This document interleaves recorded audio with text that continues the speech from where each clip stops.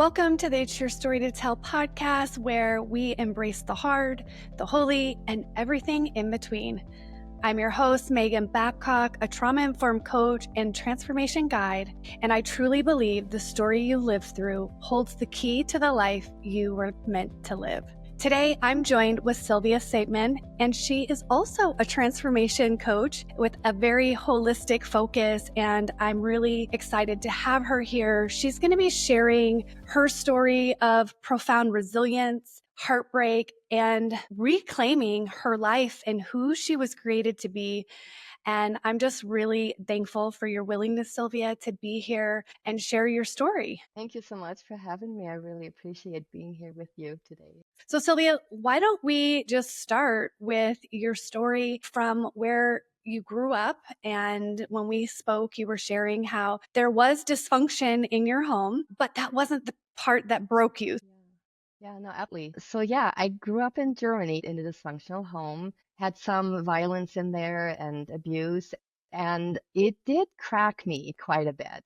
But as a teenager, I was still trying to flourish and I was still trying to be brave. I even put on events and all these kind of things. I eventually met an American soldier and we got married and moved to the United States. We then had a couple of children, but the marriage didn't last.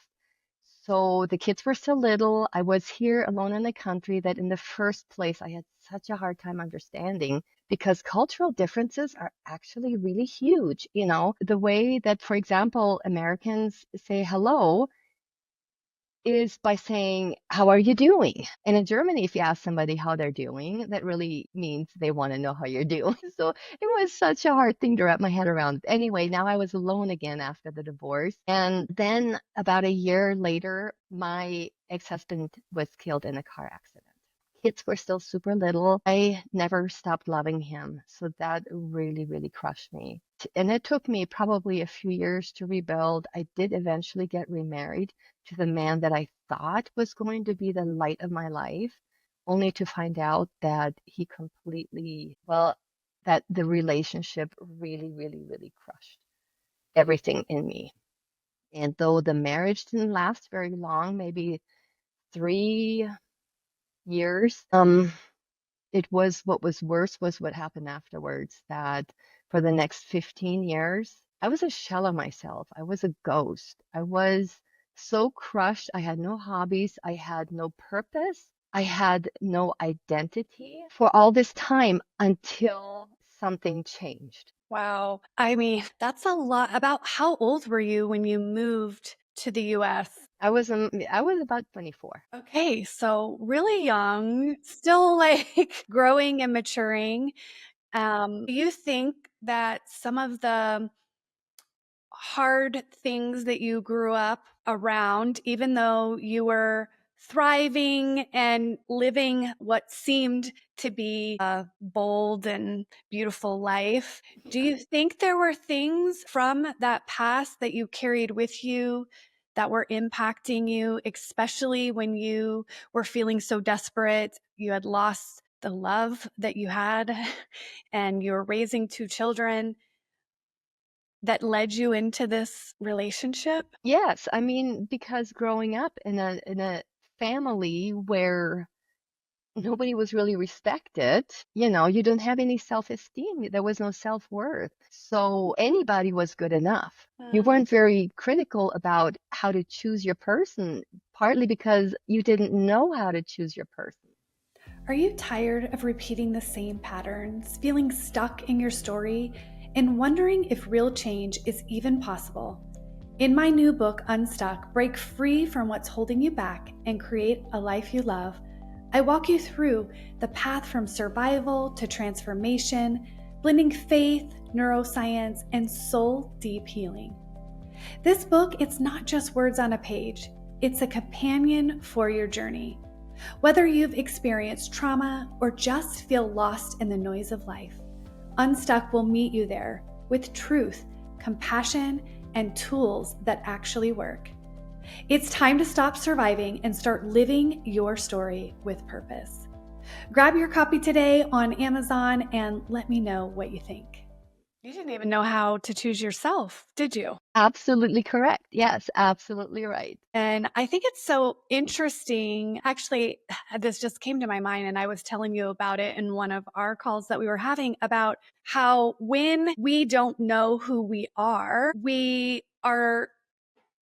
attracting in all kinds of things into our life that we really don't want, but then we don't have boundaries. So we don't know how to say no or how to protect ourselves. And so then, unfortunately, the trauma leads to more trauma until there often comes a breaking point and a point where we're just like, I cannot keep doing this anymore. I know I had that in my life. It was probably a little over 9 years ago where I was just desperate and finally at a point where I was like, okay, I'll do anything, but I can't keep doing this. Tell me about that moment for you when you just realized I have a choice. I can either keep doing this and life is going to be not what I dream of, or I'm going to have to do something totally different and rebuild this from the ground up. Yeah, so I mean, that was a lot of years of my life wasted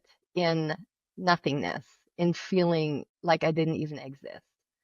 And there came a point several times throughout the time where I was like, something has to change. It has to be different. I don't know. I have to do something. And it wasn't really until I had a conversation with my mom, who then to me said, I told her, I said, hey, I am so at the end of my rope. I've had all these years. I don't even have a hobby. I don't know what I'm doing anymore. And I used to be so full of life, even as a teenager, despite my dysfunctional family past. And it just, was so devastating to me. And then my mom said something so little and so unsuspecting. I don't know. She just said, well, that's still within you. That hasn't died. That's not gone.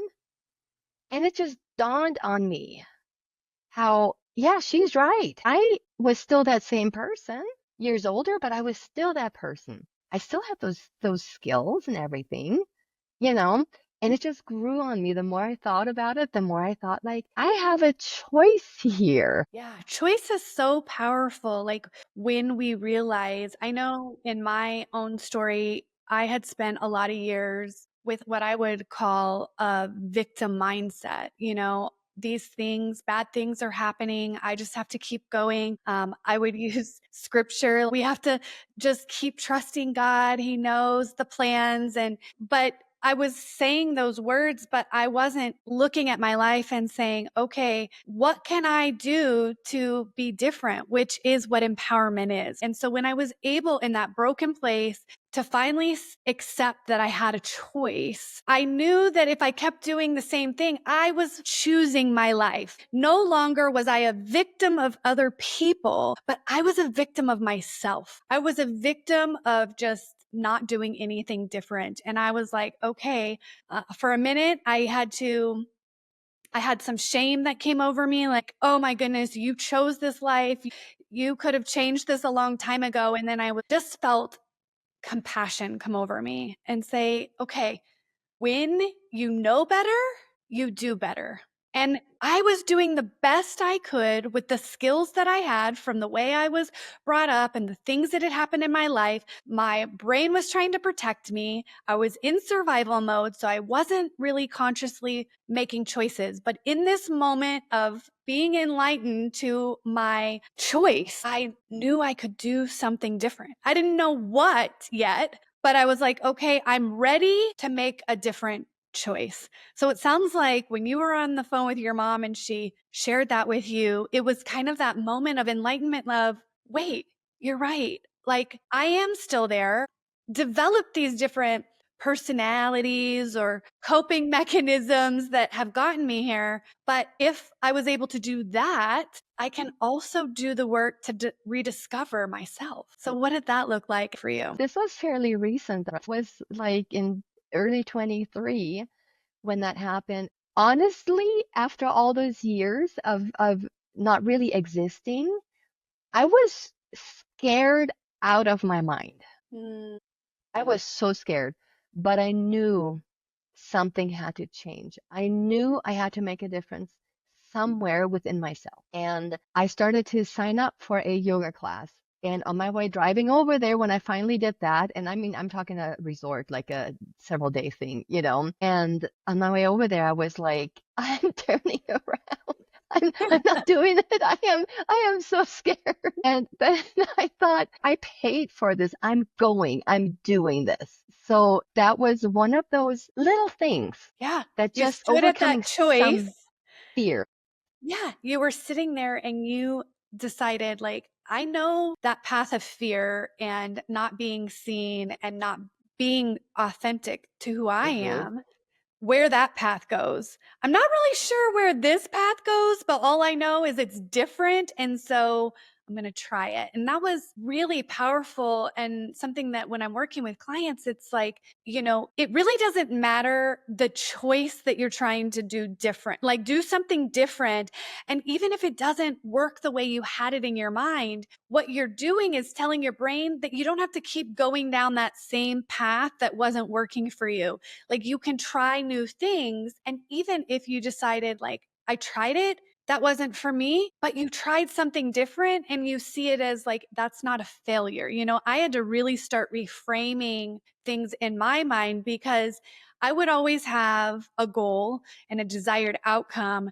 And then if I tried something and it didn't meet that outcome, then I would feel like that was a failure. Like, why even keep doing this? So did you find like having to kind of reprogram and reframe those thoughts as you were trying to do these new things was Yeah, I mean, I did what I told myself. I'm not going to get anything different if I don't do anything different. And I just did it. So I started signing up for other things. I started going out there. I started doing things that really scared me. And I started signing up for the nurse coach program.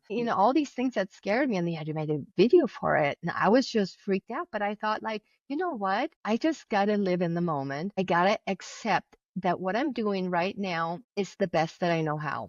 And then we're moving forward from here. wow.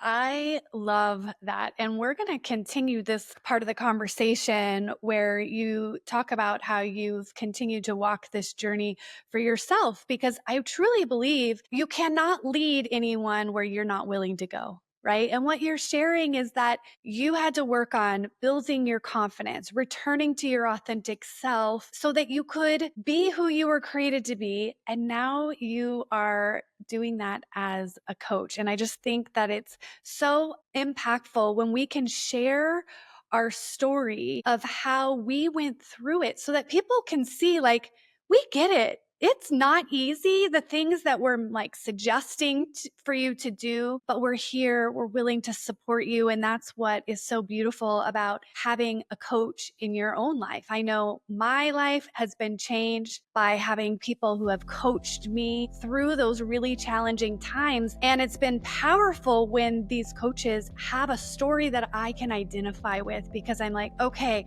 I remember they told me this is what they went through and this is where they're at now, and I want that. So thank you so much for being vulnerable. And you guys come back and we're going to pick up the story when Sylvia continues to grow into being a nurse coach.